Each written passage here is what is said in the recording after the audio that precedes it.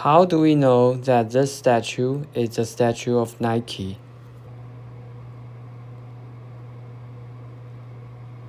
Great question. The statue is identified as Nike, the goddess of victory, primarily by its iconography and historical context.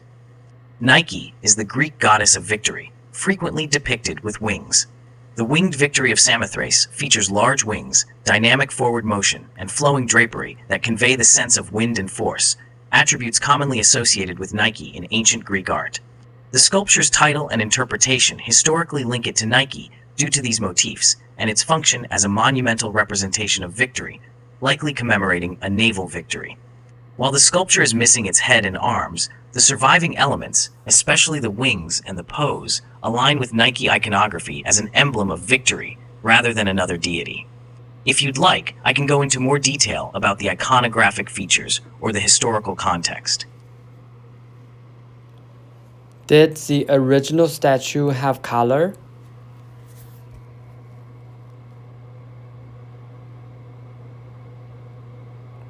Great question. The winged victory of Samothrace would have been originally painted in color. The ancient Greeks commonly polychromed their sculptures. However, for this particular statue, there are no visible traces of paint surviving on the marble today, and the exact colors, if any, would have faded or worn away over time.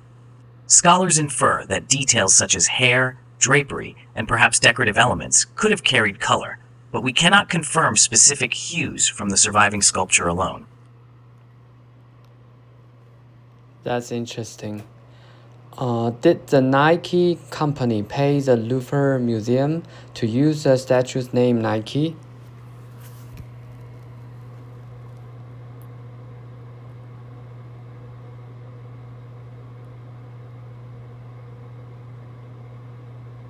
Short answer, there is no known payment from Nike, the company that makes the athletic brand, to the Louvre for using the name Nike in reference to the winged victory of Samothrace. The statue is traditionally called the Winged Victory of Samothrace and is commonly associated with Nike, the Greek goddess of victory, whose name inspired the modern brand. The Louvre's attribution and the statue's historical name predate the Nike brand, and there isn't public evidence of a licensing or payment arrangement between Nike Inc. and the Louvre for this statue. If you'd like, I can discuss how Nike the goddess is connected to the statue's iconography, or share more about the history of the statue's naming.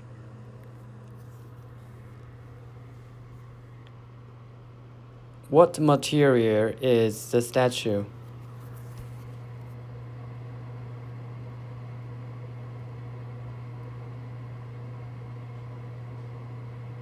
The Winged Victory of Samothrace is carved from white Parian marble. It is a marble sculpture from the Hellenistic period, with its dramatic form and dynamic drapery enhanced by the stone's translucency. If you'd like, I can share more details about its construction or where the marble came from.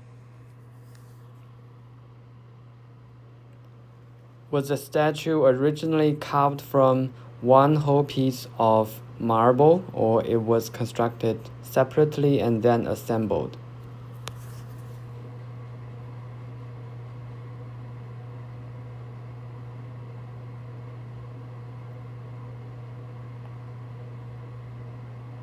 The Winged Victory of Samothrace was not built from separately constructed pieces and then assembled like a modern composite.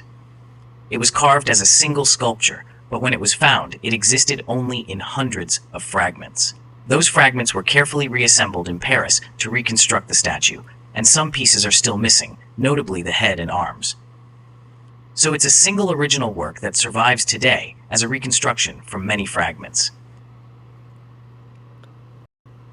Where could the head and arm go?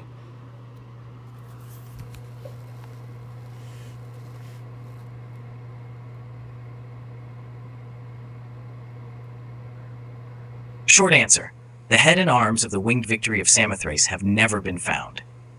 When the statue was discovered, it existed only in hundreds of fragments, and the missing pieces, notably the head and the arms, were not recovered. They were not part of the reconstruction that sits in Paris. Instead, the surviving fragments were reassembled around the ship's base to create the current sculpture. Their exact original locations, or whether those pieces still survive somewhere in storage or elsewhere, are unknown. If you'd like, we can discuss what theories have been proposed about the original configuration or how restorers approach such missing elements. Interesting. Thank you for the answers.